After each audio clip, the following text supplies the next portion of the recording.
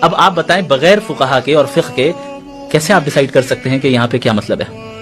آپ کو کسی ایک کو فالو کرنا پڑے گا. یہ ایک میں نے چھوٹی سی مثال دی ہے، اس طرح آپ کو بہت سی مثالیں ملیں گی. تو میرے بھائی اگر آپ کے ائمہ، اگر آپ کے علماء کس کے درمیان جج بن رہے ہیں؟ صاحبین کے درمیان اور امام ابو حنیفہ کے درمیان. اور جو علماء جج بن رہے ہیں ان سب کا مرتبہ کیا ہے؟ ان کا مرتبہ آپ کے حساب سے امام ابو حنیفہ اور صاحبین سے کمتر کا ہے. تو اگر آپ کے علماء کسی مسئلے میں دلیل کی بنیاد پر امام ابو حنیفہ کا قول چھوڑ کر کے صاحبین کے قول پہ فتویٰ دے سکتے ہیں، اور یہ کوئی جرم کی بات نہیں ہے آپ کے نزدیک، بلکہ اس کی تو آپ تحسین کر رہے ہیں ماشاءاللہ. تو اگر ہمارے علماء دلیل کی بنیاد پر کسی مسئلے میں امام ابو حنیفہ کا قول چھوڑ کر کے جمہور علماء کے قول پہ فتویٰ دے رہے تو ہماری کیا غلطی ہے بھائی؟ آپ کے ہاں آپ کے علماء صاحبین کے قول پہ فتویٰ دے رہے ہیں، اور آپ کہہ رہے ہیں کہ یہ بہت اچھی بات ہے ماشاءاللہ کہ دلیل کیونکہ صاحبین کے قول کی مضبوط تھی تو آپ امام ابو حنیفہ قول ترک کر سکتے ہیں. کس وجہ سے؟ صاحبین کے لیے. حالانکہ صاحبین کا مرتبہ یعنی امام ابو یوسف اور محمد بن حسن الشیبانی کا مرتبہ امام ابو حنیفہ سے کمتر ہے. تو جن کا مرتبہ کمتر ہے ان کے قول پہ آپ فتویٰ دے سکتے ہیں. کیوں؟ کیونکہ آپ کو لگتا ہے کہ اس کمتر درجے کے امام کی دلیل مضبوط ہے. تو وہ لوگ جن کا مرتبہ اگر آپ برتر نہ بھی مانیں تو کم سے کم برابر تو مانیں گے امام شافعی، امام مالک، احمد ابن حنبل. بلکہ بعض مسائل میں جیسے کہ دیکھ رہے ہیں جمہور علماء، جیسے تبرکی کے مسئلے میں آج بات آئی کہ جمہور علماء کا قول ایک طرف ہے اور امام ابو حنیفہ کا قول ایک طرف ہے، اور جمہور علماء مالکیہ، شافعی، حنابلہ، رفع الیدین کا مسئلہ ہے، اور بھی بہت سارے مسائل ہیں جہاں جمہور علماء ایک طرف ہیں، دلیل بھی ان کی مضبوط ہے، اور ہم جمہور علماء کے قول پر فتویٰ دے دیں دلیل کے صحیح ہونے کی وجہ سے تو ہم مجرم ہو جاتے ہیں ماشاءاللہ. تو یہ کون سا معیار آپ کا ہے کہ آپ کرے تو درست اور ہم کرے تو غلط، آپ کرے تو صحیح اور ہم کرے تو ہم مجرم بن جائیں؟ تو یہ کون سا معیار ہے؟ اچھا یہ کیسی مجبوری ہے؟ آپ بھائی چاروں ائمہ کو برحق بولتے ہیں تو آپ جب فتویٰ دینا ہوتا ہے تو بار بار صاحب کا حوالہ کیوں دیتے ہیں؟ آپ جن مسئلوں میں، چاہے وہ مسئلہ آپ نے جو استسقاء کا بیان کیا یا مسئلہ آپ نے عقیقہ کا بیان کیا، تو اس میں دیگر یعنی ائمہ ثلاثہ کا بھی تو قول ہے نا سنت ہونے کا. تو آپ یہ کیوں نہیں بولتے کہ ہم نے امام ابو حنیفہ کو چھوڑ کر کے ائمہ ثلاثہ کے قول پہ فتویٰ دیا؟ یہ کیوں مجبور کیا ہوا ہے آپ نے آپ کو کہ اگر دلیل کے مطابق ترک بھی کرنا ہے تو صاحبین میں سے کوئی ایک ملنا چاہیے تبھی ہم ترک کر سکتے ہیں؟ صاحبین کے یعنی اپنے مذہب کے علماء کے درمیان آپ نے خود کو کیوں محدود کیا ہوا ہے بھائی؟ یہی تو ہمارا اور آپ کا اختلاف ہے کہ آپ اگر فتویٰ دینا، آپ اگر امام کا مسلک چھوڑتے بھی ہیں تو آپ نے طے کر لیا کہ امام کا مسلک چھوڑنے کے بعد ہمارے اپنے مذہب کا کوئی عالم ملنا چاہیے تبھی جا کر کے ہم امام کا مذہب چھوڑیں گے، اپنے مذہب کے اپنے دائرے کے باہر نہیں جائیں گے. تو گویا کہ آپ نے یہ سمجھ لیا ہے کہ حق صرف ہمارے مسلک میں محدود ہے. حق یا تو امام ابو حنیفہ کے پاس ہوگا، اور اگر امام ابو حنیفہ سے چوک ہو گئی تو صاحبین کے پاس ہوگا. ہم کہتے ہیں حق کسی ایک مسلک میں محدود نہیں ہے. حق اگر امام ابو ایسا بھی ہو سکتا ہے، جب اگر ایسا ہو سکتا ہے کہ حق امام ابو حنیفہ کے پاس نہیں تھا تو صاحبین کے پاس آیا، تو ایسا بھی ہو سکتا ہے کہ حق امام ابو حنیفہ تک بھی نہیں پہنچ پایا، صاحبین تک بھی نہیں پہنچ پایا، وہ امام شافعی تک پہنچ گیا، احمد ابن حنبل تک پہنچ گیا، امام مالک تک پہنچ گیا. تو جو استفادے کا دائرہ آپ نے اپنے مسلک کے علماء کو میں محدود کر دیا ہے، اس استفادے کے دائرے کو ذرا آگے بڑھائیے. تیسری بات میں یہ کہنا چاہ رہا تھا اس مسئلے میں کہ بھائی اگر آپ کے علماء جج بن سکتے ہیں اپنے مسلک کے درمیان کے علماء، حالانکہ یہ مسئلہ آپ کے مسلک کے درمیان جو علماء ہیں یعنی امام ابو حنیفہ اور صاحبین، کن لوگوں کے بارے میں آپ کہہ رہے ہیں کہ ہمارے علماء نے اس میں امام ابو حنیفہ کے قول کو چھوڑ کر کے صاحبین کے قول پہ فتویٰ دیا؟ ظاہر سی بات ہے یہ جو آپ کے علماء ہیں یہ امام ابو حنیفہ اور صاحبین سے بڑے تو علماء نہیں ہیں، لیکن پھر بھی آپ ان کو جج کرنے کا اور ترجیح دینے کا اختیار دے رہے ہیں ان سے کمتر ہونے کے باوجود. تو آپ اہل حدیث علماء پر یہ رد نہیں کر سکتے کہ اہل حدیث علماء کیا امام حنیفہ، امام شافعی، امام مالک سے بڑے، کہ ایک بات امام ابو حنیفہ کو نہیں سمجھ میں آئی ان کو سمجھ میں آ گئی. جب بھی ہم کسی مسئلے پر رد کرتے ہیں، تقلیدی مسئلے پر کہتے ہیں کہ یہ اچھا آج کے علماء کو، آج کے اہل حدیثوں کو یہ بات سمجھ میں آ گئی جو امام ابو حنیفہ کو سمجھ میں نہیں آئی، تو کیا آج کے حنفیوں کو یہ بات سمجھ میں آ گئی جو امام حنیفہ کو سمجھ میں نہیں آئی، جو صاحبین کو سمجھ میں نہیں آئی؟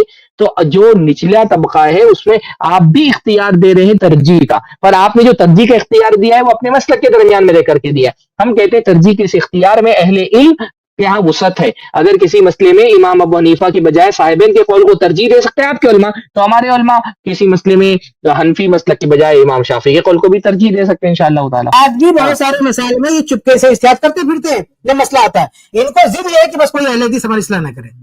कोई फला नहीं क्या, जी हमको पूरा हक जितना भाई, है उसको हाँ, एनालाइज करो। तब्दील करने की एक मिसाल मैं देता हूँ। मौलाना अशरफ अली थानवी साहब की बहुत मशहूर किताब है अलहीलतुन नाजिज़ा लिलहिलतिल आजिज़ा, इस तरह का कुछ नाम है उसका। हुआ क्या था कि हिंदुस्तान में जो अहनाफ के यहाँ पे, आप लोगों को पता होगा कि खुला के मामले में अहनाफ के यहाँ बहुत तंगी है। अहनाफ के यहाँ मसला ये है कि हनफी फिक में औरत को खुला लेने की इजाजत में सिर्फ एक ही सूरत में औरत खुला ले सकती है अपने शौहर से, और वो सूरत क्या है कि उसका शौहर हम बिस्तरी पे कादिर ना हो। अगर शौहर हम बिस्तरी पे कादिर नहीं, सिर्फ यही एक सूरत है जिसकी उज्र की बुनियाद पर औरत खुला ले सकती है। उसमें भी क्या तंगी है कि अगर एक मर्तबा हम बिस्तरी कर दिया कभी जिंदगी में उसने, तो फिर जिंदगी भर खुला नहीं ले सकती, क्योंकि एक मर्तबा हम बिस्तरी करके उसने कहा, साबित कर दिया कि मैं नामर्द नहीं हूं, तो फिर वो जिंदगी भर खुला नहीं ले सकती है। अच्छा, अब क्योंकि खुला के मामले में बहुत तंगी थी, और उसकी वजह से क्या हो रहा था, और हनफी उलमा मौलाना अशरफ अली थानवी के दौर तक के यही फतवा देते थे, उनका यही फतवा मुफ्ता भी था।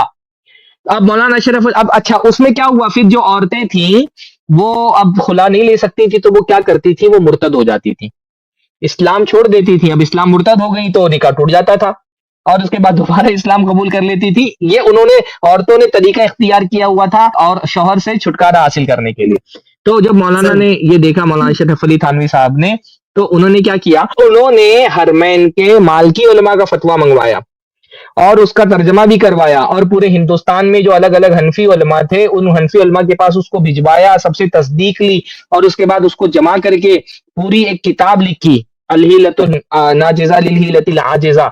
और उन्होंने कुछ मजीद असबाब इसके अंदर ऐड किए, 3 असबाब गालिबन ऐड किए इसके अंदर, कि भाई ये 3 असबाब मजीद है कि अगर शौहर गायब हो गया, या शौहर नफका नहीं दे रहा, या शौहर कोई बड़ा मर्ज में मुब्तला हो गया, तो ऐसी सूरत में भी औरत खुला ले सकती है।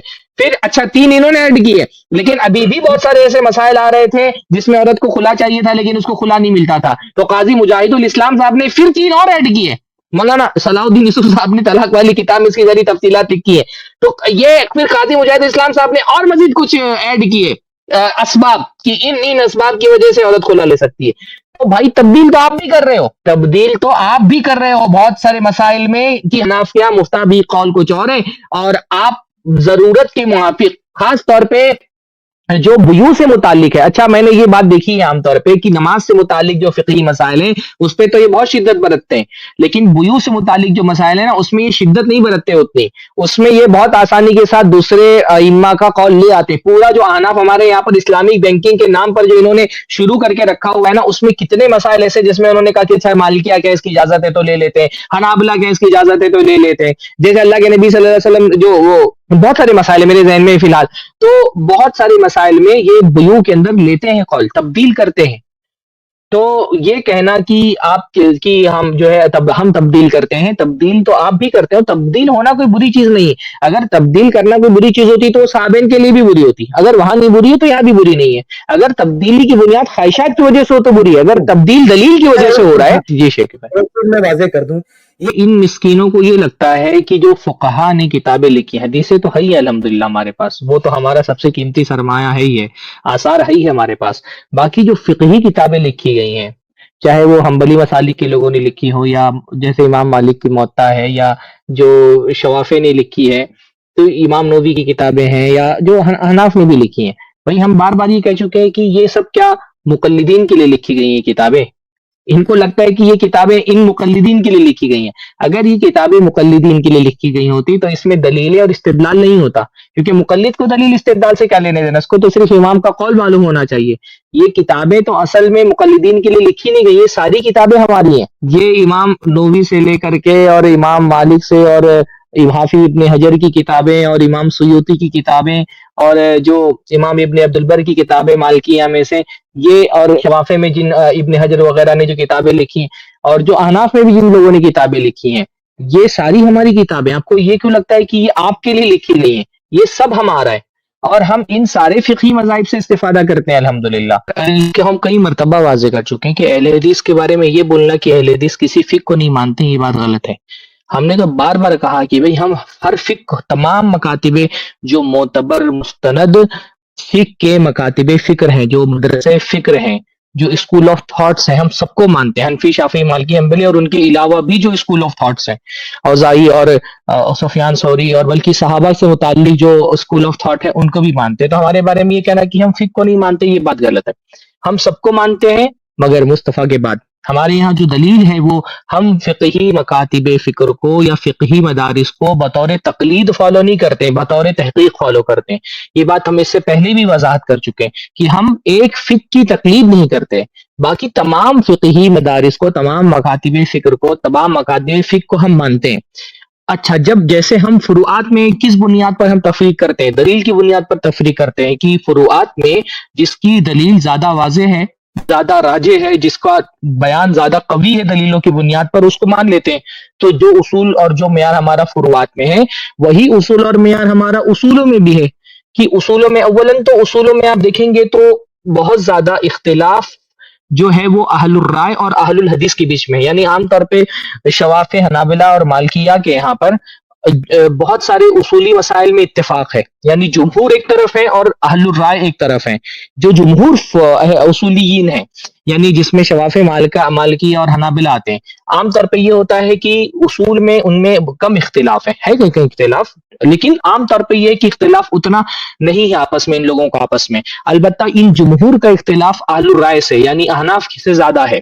اس لیے آپ دیکھیں گے کہ اصول فقہ میں بنیادی طور پہ جو دو مدارس ہیں، اس میں ایک مدرسہ ہے اہل الرائے کا اور ایک مدرسہ ہے اہل الحدیث کا، جس کو یہ لوگ متکلمین کی اصول بھی کہتے ہیں کہ یہ متکلمین کے اصول ہیں، یا اس کو شوافے کے اصول بھی کہا جاتا ہے.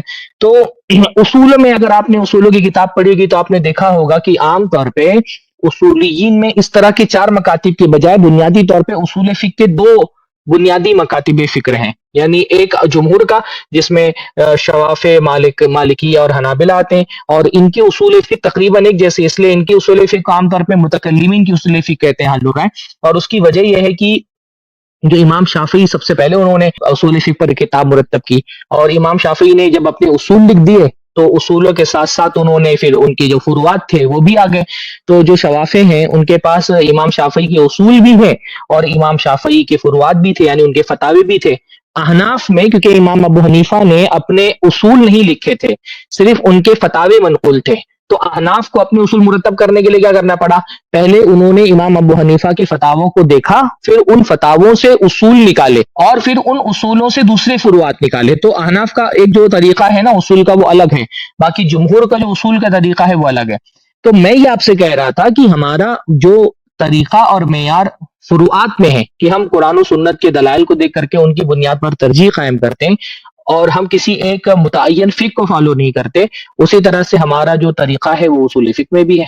سارے اصول، امام شافعی کی اصول فقہ بھی ہمارے اصول فقہ ہیں، امام مالک کے اصول فقہ بھی ہمارے اصول فقہ ہیں، احناف کے اصول فقہ بھی ہمارے اصول فقہ ہیں، اور ان کے علاوہ صحابہ سے جو اصول فقہ مروی ہے وہ بھی ہمارے اصول فقہ ہیں. ہم ان سب کو مانتے ہیں. اگر کسی سے کوئی اختلاف ہے کسی اصولی مسئلے میں تو وہ دلیلوں کی بنیاد پر ہم کرتے ہیں. اچھا، اصول میں بہت زیادہ اختلافات ہوتے نہیں ہیں. عام طور پہ جو فقہی فروعات میں آپ اختلاف دیکھتے ہیں وہ اصولوں کی وجہ سے بہت کم ہوتے ہیں، ان اصولوں کی تطبیق پہ اختلاف ہو جاتا ہے کبھی کبھی. جیسے اصول تو سب کے یہاں پر یہ ہے کہ بھائی اللہ کے نبی صلی اللہ علیہ وسلم کی حدیث حجت ہے، یہ تو سب مانتے ہیں، لیکن اب اختلاف کبھی کبھی ایسا ہو جاتا ہے کہ ایک امام تک ایک حدیث پہنچی اور ایک امام تک حدیث نہیں پہنچی. تو فروعات میں جو بہت اختلاف ہے نا، اصولوں میں وہ اختلاف اولاً تو ہے نہیں، اور دوسری بات کہ اگر اختلافات کہیں پر ہوئے بھی ہیں تو ہم یہ دیکھتے ہیں کہ اگر کسی کا کوئی اصول ایسا ہے جو دلائل کے اعتبار سے مضبوط نہیں ہے، کمزور ہے، تو اس کو نہیں مانتے. جیسے بعض اصولی مدارس میں یہ ہے کہ مرسل حدیث کو حجت مانا جاتا ہے، ہم مرسل حدیث کو حجت نہیں مانتے، کیونکہ جو ہے دلیل کا تقاضا یہی ہے کہ جو بات اللہ کے نبی صلی اللہ علیہ وسلم سے مروی ہے وہ اللہ کے نبی صلی اللہ علیہ وسلم سے بسند صحیح ثابت ہونی چاہیے. تو اگر مرسل حدیث کیونکہ بسند صحیح اللہ کے نبی صلی اللہ علیہ وسلم تک نہیں پہنچتی، اس میں انقطاع ہوتا ہے، تو اس معاملے میں یہ لوگوں نے مرسل تابعی کو حجت مانا ہے، ان کی بات ہم نہیں مانتے. ایسے ہی اصطلاحات میں بھی آپ دیکھیں گے کہ نارمل جو اصطلاحات ہیں، جیسے احناف اور جمہور کے یہاں پہ اختلاف ہے کہ کیا وہ جو ہے وہ فرض اور واجب میں فرق کرتے ہیں. وہ کہتے ہیں فرض کے لیے قطعی دلیل ہونا ضروری ہے اور واجب جو ہے وہ ظنی دلیل سے ثابت ہوتا ہے. اب ہم قطعی اور دلیل ظنی کا جو فرق کرتے ہیں احناف، ہم وہ فرق نہیں کرتے. ہم کہتے ہیں بھائی قطعی اور ظنی دلیل تو بعد میں آ کر کے بنی نا، جب اللہ کے نبی صلی اللہ علیہ وسلم سے وہ حدیث صادر ہوئی تھی تو وہ تو صحابہ کرام کے لیے قطعی یا ظنی نہیں تھی. تو یہ جو فرق کرتے ہیں قطعی اور ظنی میں، یہ تو اگر کیونکہ دین جو اللہ کے رسول کے صحابہ کے زمانے میں تھا وہ ہمارے زمانے میں بھی ہے، تو بعد کے دور میں قطعی اور ظنی کا فرق کیسے کر سکتے ہیں جبکہ یہ تو سندوں کی وجہ سے ہوا ہے، اور جب یہ سندیں نہیں تھی یعنی اللہ کے نبی سے جب یہ حدیث صادر ہوئی تھی تب تو صحابہ کے لیے اس کا مرتبہ ایک جیسا تھا۔ تو اب احناف جو ہے وہ دلائل میں قطعی اور ظنی کا فرق کرتے ہیں، وہ کہتے ہیں کہ جو قطعی دلیل سے جس کی ممانعت ثابت ہو وہ حرام ہے، اور ظنی دلیل سے جس کی ممانعت ثابت ہو مکروہ تحریمی ہے، کہ جن اصولوں میں ہم یہ دیکھتے ہیں کہ دلائل کے اعتبار سے جس کے اصول زیادہ مضبوط ہے وہ لے لیتے، اور جہاں پر ہم کو دکھتا ہے کہ کوئی اصول ایسا بنا لیا گیا ہے، جیسے احناف کے یہاں پر یہ ہے کہ بھائی اگر کوئی حدیث خلاف قیاس ہو اور اس کو روایت کرنے والا کوئی غیر فقیہ صحابی ہو تو اس حدیث کو رد کر دیا جائے گا۔ اسی بنیاد پر یہ حدیث مسرات کو رد کرتے ہیں کہ حدیث مسرات جس میں اللہ کے نبی صلی اللہ علیہ وسلم نے کہا کہ کوئی آدمی اگر ایسی بکری یا ایسی اونٹنی خرید لے جس کے دودھ کو روکا گیا تھا اور اس کو لگ رہا ہے کہ اس کا دودھ جو ہے زیادہ دینے والی ہے، اور پھر وہ خرید کے لے آیا، اور لے کے آنے کے بعد جب اس نے دودھ دہا تو دودھ دوہنے کے بعد اس کو کچھ دنوں بعد پتا چلا کہ بھائی اس کا تو دودھ روک لیا گیا تھا۔ اب اس نے اللہ کے نبی نے فرمایا کہ ایسا آدمی اس کے پاس اختیار ہے، چاہے تو وہ اس کو واپس کر دے، اس اونٹنی کو یا اس گائے کو یا اس بکری کو، اور اس کے ساتھ ایک سا کھجور واپس کرے۔ ایک دم صحیح اللہ کے نبی صلی اللہ علیہ وسلم کی روایت موجود ہے، لیکن احناف اس کو نہیں مانتے صحیح ثبوت کے ساتھ۔ صحیح بخاری کی روایت ہے، حضرت ابو ہریرہ سے مروی ہے بنیادی طور پہ۔ احناف اس کو نہیں مانتے حدیث کو۔ کیوں نہیں مانتے حدیث کو؟ وہ کہتے ہیں یہ حدیث خلاف قیاس ہے۔ ان کے نزدیک یہ حدیث خلاف قیاس ہے کہ بھئی جب دودھ پیا تو کھجور کیسے لوٹا رہا ہے، اور کم زیادہ دودھ پیا تو ایک سا کھجور کیسے لوٹا رہا ہے، اور یہ دودھ روک لینا کوئی عیب تھوڑی ہے۔ تو اگر کوئی عیب ہوتا تو اس کو لوٹانے کا اختیار ہوتا، یہاں پر کوئی عیب تھوڑی ہے اس کا، تو اس کو خیار نہیں حاصل ہوگا۔ تو احناف کہتے ہیں کہ حدیث الگ کے بھی ثابت ہے، تو اچھا اب اس کو رد کرنے کے لیے وہ اپنا ایک اصول پیش کرتے ہیں۔ کیا اصول پیش کرتے ہیں؟ کہ حدیث خلاف قیاس ہے، اگر خلاف قیاس حدیث کو کوئی غیر فقیہ روایت کر دے، یعنی وہ کہتے ہیں حضرت ابو ہریرہ فقیہ نہیں ہے، غیر فقیہ راوی ہے، تو اگر کوئی غیر فقیہ راوی کوئی خلاف قیاس حدیث روایت کرے تو ایسے میں اس کی روایت قبول نہیں کی جائے گی۔ اب احناف کا یہ اصول ہے، ہم اس کو نہیں تسلیم کرتے، اور ہمارے پاس اس کی معقول وجہ ہے کہ بھائی اللہ کے نبی صلی اللہ علیہ وسلم کی حدیث آ گئی تو پھر اس کو خلاف قیاس کہنا خود اللہ کے نبی صلی اللہ علیہ وسلم کی حدیث کی گستاخی کہ آپ حدیث کو کہہ دیں کہ خلاف قیاس ہے۔ قیاس تو آپ نے گڑھا ہے، بلکہ اللہ کے نبی کی ثابت شدہ حدیث کو عقل کی بنیاد پر رد کر دینا خلاف قیاس ہے۔ مطلب عقل کی مخالفت یہ کہ رسول اللہ کی حدیث آ جا رہی ہے اور آپ اس کو خلاف قیاس کہہ کر کے رد کر دیں۔ تو اب اصول ہے احناف کا، لیکن ہم احناف کے اس اصول کو نہیں مانتے، کیونکہ ہمارے نزدیک دلیلوں کی بنیاد پر یہ اصول غلط ہے کہ حدیث جو ہے وہ خلاف قیاس ہو سکتی ہے، اور حضرت ابو ہریرہ جیسے صحابی کو یہ کہہ دینا کہ یہ غیر فقیہ ہیں، اس وجہ سے ان کی خلاف قیاس حدیثیں نہیں قبول کی جائیں گی۔ تو اس طرح کے جو اصولی اختلافات ہیں، ان اصولی اختلافات میں بھی ہم وہی کام کرتے ہیں جو ہم فروعی اختلاف میں کرتے ہیں، کہ اگر دلیلوں کی بنیاد پر اصول صحیح ہے، جیسے قرآن کا ثبوت ہے، سنت ثابت ہے، اجماع ثابت ہے، قول صحابی کے بارے میں جو تفصیلات ہیں، استصحاب، استحسان اور عرف کے مسائل، اسی طرح سے جو دلالت الفاظ سے متعلق جو اختلافات ہیں، عام، خاص اور مطلق، مقید، یہ ساری چیزیں، اس میں جو چیزیں دلیلوں سے ثابت ہیں اس کو ہم تسلیم کر لیتے ہیں، قبول کرتے ہیں، اور جو اصول دلیلوں کے مخالف ہے اس کو ہم رد کر دیتے ہیں۔ Don't forget to like, share and subscribe. منہج السلف میڈیا، آپ کا ایک شیئر کسی اور کے لیے ہدایت کا ذریعہ بن سکتا ہے، انشاءاللہ۔